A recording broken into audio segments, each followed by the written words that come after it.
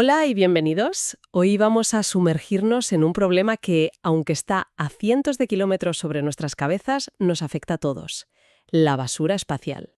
Sí, y no hablamos de los grandes satélites que salen en las películas. Para nada. Hablamos de cientos de miles de pequeños fragmentos de entre 1 y 10 centímetros que viajan a velocidades de auténtico vértigo. Para hacerse una idea de la escala del desafío, el símil que se me ocurre es como intentar fotografiar una canica. ¿Una canica? Sí, una canica disparada a 7 kilómetros por segundo desde una distancia de 500 kilómetros. Buf. Y por si fuera poco, hacerlo a través de la atmósfera que te lo distorsiona todo. Es un reto mayúsculo. Y para abordarlo, tenemos entre manos un documento científico fascinante de Matan Leibovich, George Papanikolaou y Chrysoloula Cholka. Proponen un método de imagen radicalmente nuevo. Muy nuevo. Nuestra misión hoy será desentrañar esta técnica, entender por qué es tan prometedora y cómo podría, de verdad, ayudarnos a limpiar nuestras órbitas.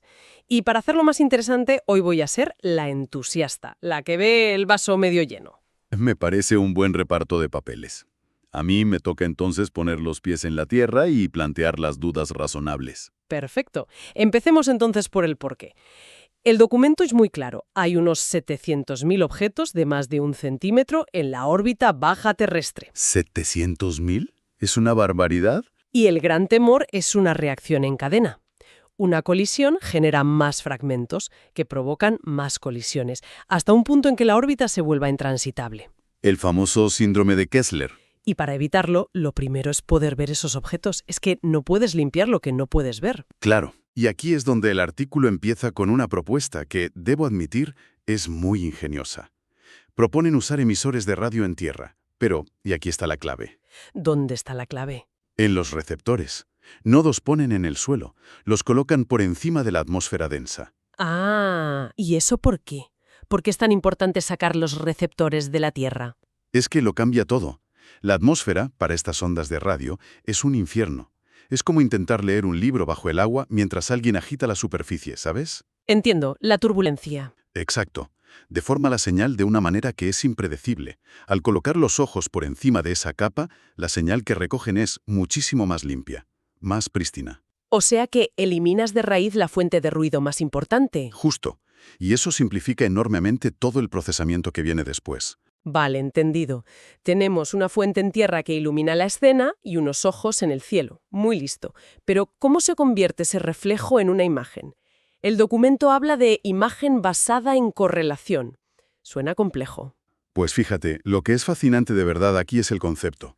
En lugar de fiarte de la señal que llega a un solo receptor, que podría ser débil, lo que haces es comparar las señales que llegan a pares de receptores. Ah. Buscas lo que se llama la correlación cruzada entre ellas. La analogía que se me ocurre es cómo usamos nuestros dos oídos para localizar un sonido.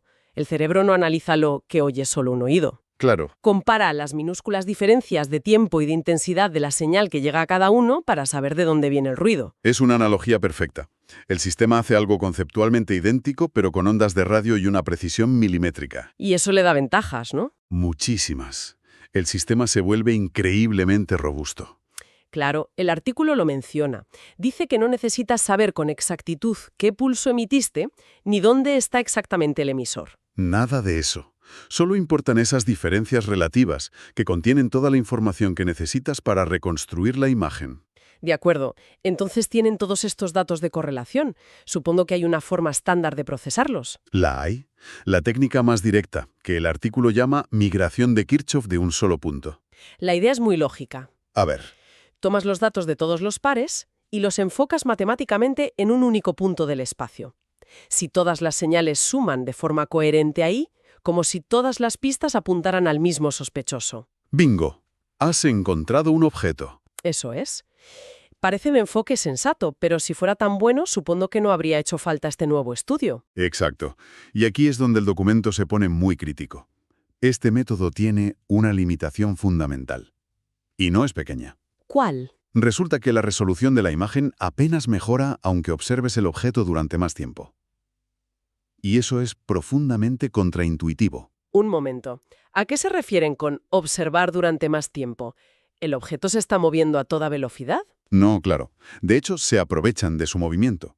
La técnica se llama apertura sintética inversa, o ISAR. ¿Vale? Usas el propio movimiento del objeto para simular que tienes una antena, una lente virtual, mucho más grande. En teoría, cuanto más largo es el trayecto del objeto que observas, mayor es esa lente virtual y tu resolución debería mejorar drásticamente.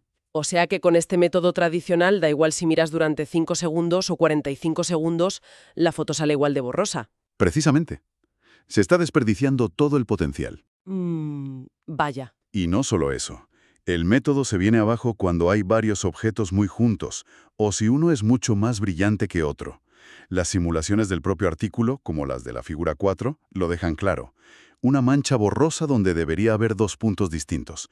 No puedes separarlos. Y aquí es donde la cosa se pone realmente interesante. Los autores proponen un cambio de paradigma. En lugar de migrar los datos a un solo punto, los migran a pares de puntos. Sí, y aquí es donde yo empiezo a ser escéptico. ¿Por qué?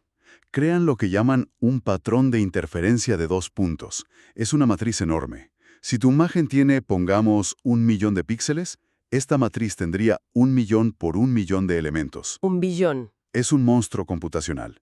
Parece que estamos creando un problema 1.000.000.000 de veces más grande para resolver uno más pequeño. Sinceramente, no veo cómo puede ser viable. Genialidad de la solución. Y créeme, yo también tuve que leerlo 2 veces. No intentan usar ese billón de números, sería una locura. Entonces, ¿qué hacen? Aplican una herramienta matemática del álgebra lineal, la descomposición en autovectores, y se quedan solo con el principal, el que llaman autovector dominante. Sigo sin verlo claro. Explícame la intuición detrás de eso. Imagina que esa matriz gigantesca es como el sonido de un estadio entero. Miles de conversaciones, gritos, un caos. Lo que hace el autovector es actuar como un filtro que ignora todo el ruido y aísla la voz más clara y fuerte. Y esa voz, ese patrón dominante, es lo que ellos llaman la imagen de rango 1. Esa es la imagen final. De acuerdo. El truco matemático es elegante, te lo concedo, pero sigo teniendo un problema. Encontrar ese autovector, aunque no calcules la matriz entera, sigue siendo una tarea computacional titánica. ¿No estaremos cambiando un cuello de botella por otro? Esa era mi duda también. Pero el artículo lo aborda de frente. Y la respuesta es lo que de verdad me convenció. Demuestran que ni siquiera necesitan acercarse a la matriz completa. ¿Ah, no? Usando solo un 10% de las columnas de esa matriz elegidas al azar, la imagen final es casi igual de nítida. A ver, eso sí que cambia las cosas. Y eso sí que es computacionalmente asumible. Pasa de ser una curiosidad teórica a algo factible. Vale, pero sigo sin entender la física subyacente. ¿Por qué este método funciona y el antiguo no? ¿Por qué crear este lío intermedio de repente te da más resolución? La clave, según el apéndice, es un fenómeno llamado anisotropía, Anisotropía. que no es igual en todas las direcciones. Exacto. Conforme aumenta el tiempo que observas el objeto, o sea, al aumentar la apertura sintética, la mancha que representa al objeto en esa matriz de interferencia se deforma. ¿Cómo que se deforma? Se vuelve muy nítida y estrecha en una dirección, pero sigue siendo ancha y borrosa en otra. Pues resulta que el método antiguo, el de un solo punto, justo mira en la dirección ancha, la borrosa. Ya veo, por eso no mejora. Exacto. Es como intentar leer una línea de texto mirando la página de canto. En cambio, este nuevo método del autovector es lo suficientemente inteligente como para explorar todas las direcciones, encontrar la estrecha y explotar toda la información que hay ahí. Tengo que admitirlo, la primera vez que leí esa parte del apéndice tuve que parar y releerlo 3 veces. Es una de esas ideas tan elegantes que parecen casi una trampa. ¿Pero los datos lo respaldan o no? Y vaya si lo respaldan. Los resultados de las simulaciones son para quitarse el sombrero. Donde el método antiguo muestra 1 o 2 manchas, la nueva imagen de rango 1 resuelve perfectamente 2 o incluso 4 objetos distintos. La nitidez es comparable a la de los métodos teóricos, pero con la robustez del enfoque de correlación. Es lo mejor de los 2 mundos. Vale. Me has convencido en el frente computacional y en la teoría. ¿Qué más? ¿Qué pasa con el ruido? El espacio es un lugar ruidoso. Es increíblemente resistente al ruido. La figura 8 muestra que la imagen sigue siendo nítida con una relación señal-ruido bajísima, de menos 17 decibelios. Eso significa que la señal es muchísimo más débil que el ruido de fondo. Es como escuchar un susurro en medio de un concierto de rock y entender la frase perfectamente. Y además, la figura 6 demuestra que puede distinguir sin problemas un objeto que refleja mucho y otro muy débil justo a su lado. algo que al método antiguo se le atragantaba por completo. Exacto. Viendo todos estos datos, la superioridad del método es innegable. Mi crítica inicial sobre la complejidad y el coste se desvanece ante la evidencia. La estrategia de complicar el problema para luego simplificar y mejorar la solución es francamente brillante. Entonces, el gran avance aquí es un cambio de filosofía, ¿no? Totalmente. Es ese enfoque en 2 pasos que rompe el techo de la resolución. Primero, generar un espacio de datos mucho más rico, esa matriz de 2 puntos. Y segundo, usar una herramienta matemática sofisticada para destilar de ahí la imagen más pura posible. Es un ejemplo brillante de cómo el álgebra lineal avanzada puede resolver problemas físicos muy concretos. ¿Y del mundo real? Y si conectamos esto con el panorama general, esta filosofía no solo sirve para la basura espacial. Se me ocurren un montón de aplicaciones. En geofísica Para crear imágenes del subsuelo, por ejemplo. o en imagen médica para ver a través de los tejidos con más claridad. En cualquier campo donde necesites ver algo nítido a través de un medio ruidoso. La aplicabilidad es enorme, ¿sí? Y para dejar una idea final sobre la que reflexionar, el propio documento concluye mencionando el siguiente gran reto: la próxima frontera. ¿Cuál? Hasta ahora han modelado los objetos como simples puntos que se mueven en línea recta.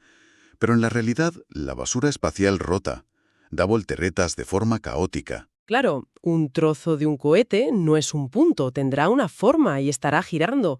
¿Qué nuevas complejidades y patrones introducirá esa rotación en las señales? ¿Y qué nuevo truco matemático será necesario para descifrarlos? Para quizás reconstruir no solo la posición, sino la forma y el movimiento de esos fragmentos. La ciencia, como vemos, nunca se detiene. Exacto. Han resuelto un problema y al hacerlo han abierto la puerta a otro todavía más fascinante. Gracias por acompañarnos en este análisis a fondo. Hasta la próxima.